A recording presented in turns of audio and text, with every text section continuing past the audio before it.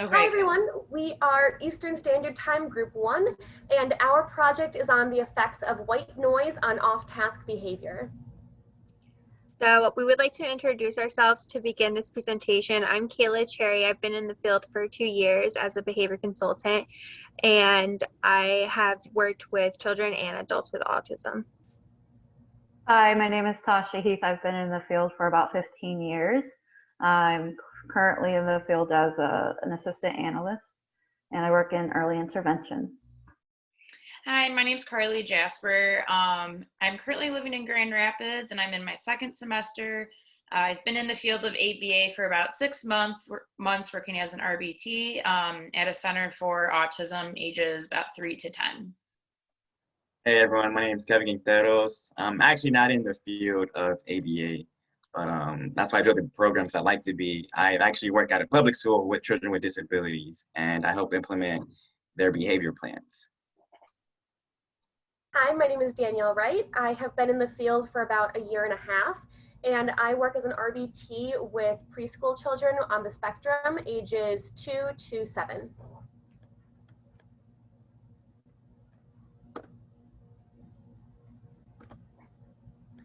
So to start off, we would like to go over our supporting literature. We chose a lot of studies that have been done that focused on attention deficit disorder or attention hyperactivity disorder and how they are affected by white noise and other auditory stimuli. So we focused on a lot of studies that looked at the effects of white noise on memory, attention, and performance overall. So we're going to go over a few of those studies now.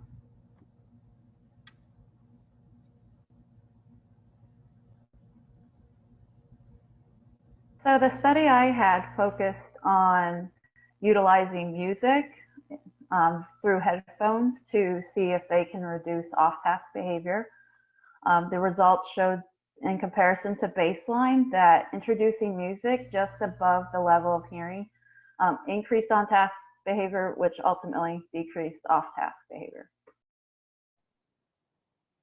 My study focused on children ages 8 to 10 years old based on sub-attentive, average, and super attentive behaviors. And it focused on white noise and how it could decrease off-task behavior. And it talked about how the average attentive children's performance was not affected by white noise exposure, but for sub-attentive and average attentive, white noise helped increase those behaviors. My study spoke about how common reading disabilities are, and it affects 5 to 12% of the population. There's a strong link between reading disabilities and ADHD, which is why I highlighted this study, because it showed that the white noise did increase memory skills and other skills that predicted academic achievement. The study I did, my little review was about the neuropsychological and neurophysiological benefits from white noise in children with and without ADHD. And it discussed that extra task stimulations such as white noise, background music, and distractions could improve the cognitive functions of children with ADHD. The results concluded that the type of extra task stimulation did have a different impact on each children on their cognitive function, but that it improved their on-task behavior. And my study was on the effects of background white noise on memory performance in school children. It focused on both inattentive and attentive school children, and they hypothesized that the white noise would increase the performance of the inattentive school children while decreasing the performance of the attentive school children, which ended up being the result of this study. It also found that white noise could have similar effects to ADHD medication when it comes to ADHD behaviors and increasing focus.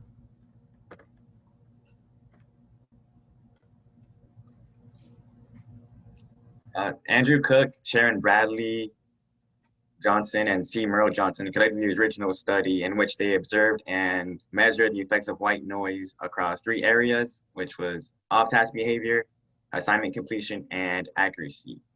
The participants that were involved were 3 Caucasian male students in a public elementary school. Cecile was a 2nd grader who was 8 years old. Edgar and Kareem, the other 2 participants, were both 3rd graders and were both 9 years old. The participants all had a diagnosis of ADHD and were struggling academically. The observers measured their off-task behavior using 15-second momentary time sampling, and they monitored each participant in a classroom setting and recorded off-task behavior for up to 15 minutes during a 30-minute independent work assignment, and that occurred 2 to 3 days per week. The off-task behavior was described as talking to another student or the teacher about something unrelated to the assignment, standing or walking while not attending to the assignment, or looking at something other than the assignment. Cecile, Edgar, and Kareem worked on independent assignments for all phases. During the baseline, no headphones or white noise were presented. During phase B, only headphones were presented, and during phase C, headphones and white noise were presented.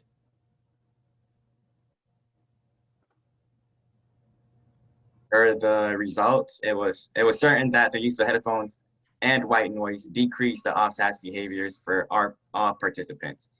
Most of the off-task behaviors for all participants occurred during baseline B. I'm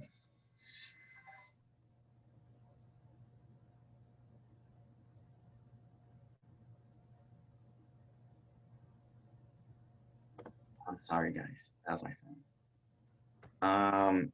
Most of the off-task behaviors for all participants occurred during baseline and phase B. And although the levels of off-task behavior decreased, the use of white noise didn't have much of an impact on item completion and accuracy. My teammates Tasha and Carly will now discuss the purpose and methods of this.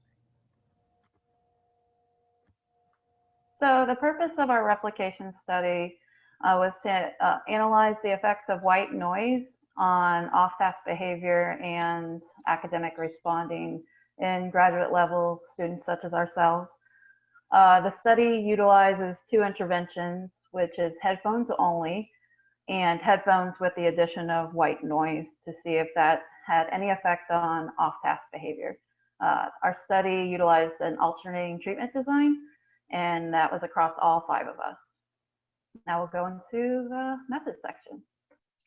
So the participants included all 5 of us, and it took place in each participant's home at a designated workstation or desk. The materials that we needed was electronic devices in order to access the white noise, which was either YouTube or Spotify. We needed headphones and earbuds, a video recorder, and the Cooper 2nd edition chapter quizzes. Okay, let's talk about data collection. So we did 30-second momentary time sampling, and our design was a ABCAC design. So the behavior we focused on was off-task behavior. This includes talking to another person about something unrelated to the assignment, which would be verbal off-task, standing or walking while not attending to the task, which would be motor off-task, or looking at something other than the assignment for more than 10 seconds, which would have been passive off-task. Some examples of this include getting up to use the bathroom, talking to a roommate, scrolling through social media, or staring out of the window. Some non-examples include scratching your nose, glancing away from the assignment for less than 10 seconds, or taking a drink of water. Okay, in our baseline phase, it consisted of a total of 5 sessions. Each one of those sessions was a duration of 30 minutes long, and that consisted of independent work that was reading in the Cooper book. No headphones and no white noise were introduced in that phase, and data were collected using momentary time sampling with 30-second intervals. So every 30 seconds we would take data. After independent reading, students would take a quiz from the Cooper book to determine accuracy of reading. For phase B, this consisted of 4 sessions. Once again, 30 minutes of independent work of reading the Cooper book. Within this phase, it included headphones on, but no white noise. Just like phase A, data was collected using momentary time sampling with 30-second intervals. And then after the reading, students took a short quiz in order to determine the accuracy of their reading.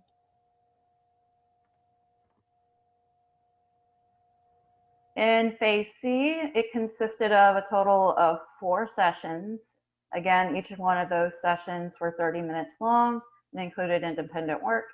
Headphones were on and playing white noise, and data were collected using momentary time sampling every 30 seconds.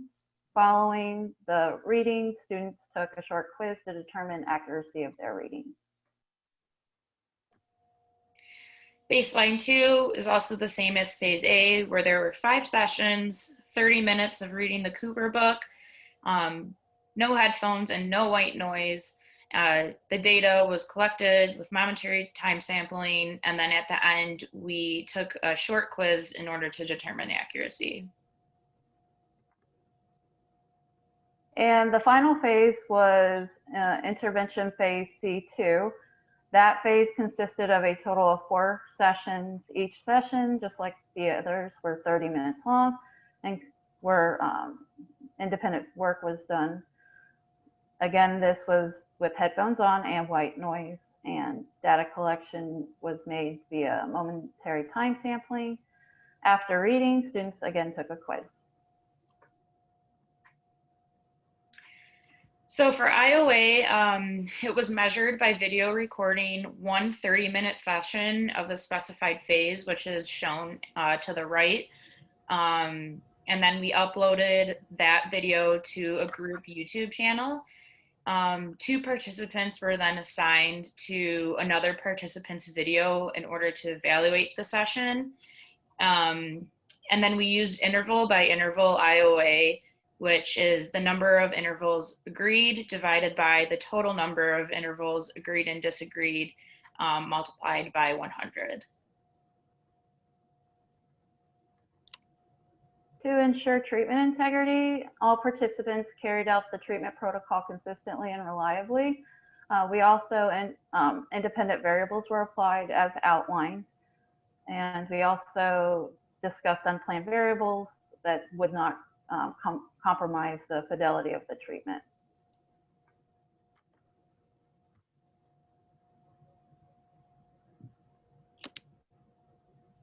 I apologize. So now we're going to individually go over our tables that we had for our individual data and also our graphs. So the first few sessions were held over the same day, and I did have a high rate of off-task behavior, but it did seem to become steady and lower once I implemented the headphones, and then once implementing the headphones and white noise. And then we see a little bit of an increase when we go back to baseline, and then in the last phase, we see 0 across the board. So I did find that the white noise and headphones did significantly help me stay on task.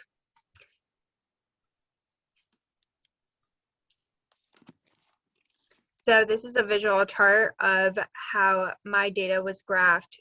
We can see the increases in baseline in the beginning, and it showed pretty stable data. So we went over to the headphones only. And with the headphones and white noise, as we can see, it's the closest down to 0. And then once we have an increase in baseline, we return back to steady 0. So I did find overall this did work for me. This intervention did work for me. My data for this replication study were obtained over a 2-week period. As demonstrated through the visual analysis of the raw data on the table to the right, it's evident that off-task behavior were evident a lot more in the baseline phase than in the intervention C phase. And then we can also do a visual analysis on the graph on the next slide, in which we can see where during the intervention C phase, there is no off-task behavior for either the first intervention C and then the last intervention C phase. So in my graph, the data shows that within baseline, it was definitely my off-task behavior was more increased compared to my phase of using white noise and my headphones. If you go to the next slide, it shows that I definitely was able to retain the information better with white noise. It took me longer to read, but my off-task behavior significantly decreased with the white noise. Hey everyone, as you can see from my data collection table, I haven't engaged in any off-task behaviors across any of the phases. Whether it's wearing headphones only or wearing the headphones plus white noise or not wearing the headphones at all. I have worked on the independent assignment with no issues whatsoever. You can see that the mean and range for the percentage of intervals off task are all 0. The mean and range for intervals off task are 0% across all phases. The next slide, you'll see my graph. As for the items correct per the quiz, during the baseline, the mean was 77.5%. The headphones only was at 78%.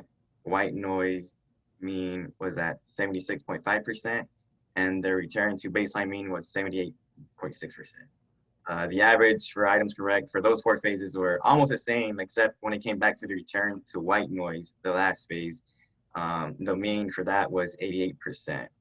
I did better during that phase than the other phases. Not sure why. It could be that the return to white noise did have an effect on me, or maybe I retained more information from the chapter during white noise than the previous chapters. On the data I've collected on myself, the use of white noise didn't have much of an impact on my behavior, assignment completion, or the accuracy on the quizzes. And then here, this is my chart. Mine are a little bit all over the board.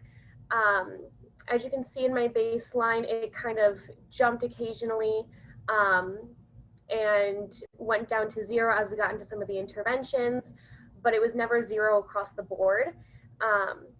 Overall, my scores were fairly consistent.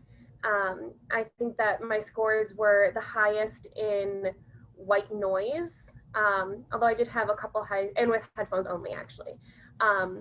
Looking over at my graph, as you can see, most of it is fairly close to the 0 line as far as off-task behavior goes.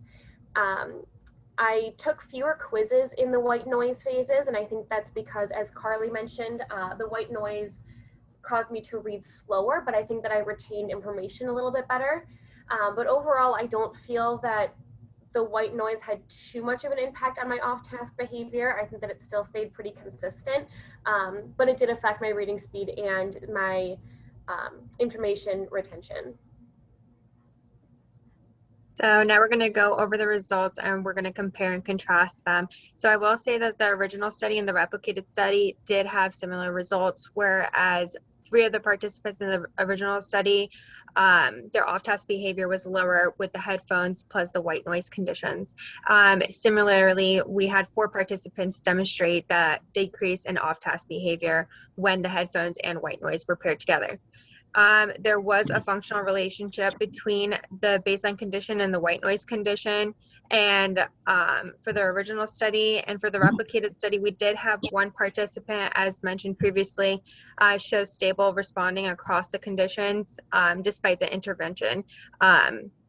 And for the original study, they had a moderate to high for test items across all conditions and participants. And our test results were also similar, where they were moderate to high across the conditions for all the participants. For IOA results, as a reminder, we conducted IOA by measuring a video recording of 1 30-minute session of a specified phase and uploaded it to a team YouTube channel. And we used interval by interval IOA. And in each phase, you could see that we all were at 100% for IOA. So in the limitations, we actually identified quite a few. So one thing that we changed from the original study to our study was our data collection. So while we stayed with the momentary time sampling, we upped our time, our interval time from 15 seconds to 30 seconds because we were doing self-observation and we thought that it would be a lot easier for us to accurately record and perform the task at the same time by increasing those intervals. However, due to using momentary time sampling, we felt that our data were underestimated and that event recording may have been a better choice in this study to better show how many times you were off task. Because I know for me, there were quite a few times that I might have been off task, but it wasn't at the end of the interval, so it wasn't counted. And I think that was the same for a lot of the other participants as well. Another limitation that we have is that we could have provided more examples and more non-examples. As we were going through our study, we noticed that we had quite a few questions about what it was included, what wasn't included, and so we could have been more detailed in that to account for all of the potential questions that could arise. There we go. Another limitation is our operational definition, because we think that it poses a risk to the accurate data collection. So in our original operational definition, we mentioned a specific time of off-task behavior. So we said if the behavior occurs for 10 seconds or more. A lot of our behaviors, even if they were happening at the very end of an interval, did not occur for a full 10 seconds. So we didn't count those, and we think that it skewed our data. Whereas if we had taken out that time restriction, we could have counted every single instance rather than just the 10-second instances.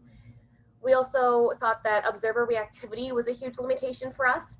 We knew that we were taking data on ourselves, and so we, I think, kind of stuck to reading and staying on task because we knew that we were recording ourselves, we knew that we were taking data on ourselves, and we were just very aware of the situation, so I think it affected our behavior.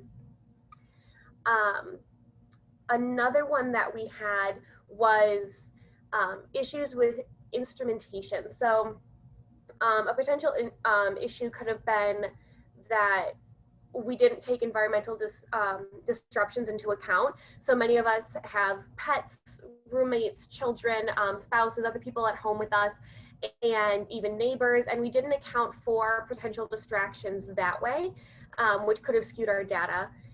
We also had underreported health conditions. So the study itself focused on children with ADHD. We are obviously not children, and we also did not disclose if any of us do indeed have ADHD or any other health conditions. So we didn't really take any of that into consideration that could have affected our data.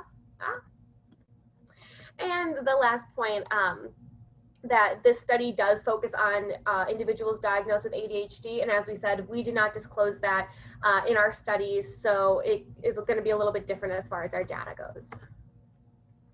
So for our conclusion, I really wanted to highlight that the white noise and headphones did work for most of the participants in this study, excluding 2. The headphones alone did have the second lowest frequency, so it is supported that the headphones would be able to increase on-task behavior. So the test results did show moderate to high across phases across all the participants, and this is also similar to the original study. We found that there was a slight increase in the test results in the headphones and white noise conditions. So that's something to keep in mind. Another thing to keep in mind is the several limitations that we just previously identified on the last slide, because this study may have had a different outcome had we had switched a few things up. But that's also why the study should be replicated for further research on students without ADHD.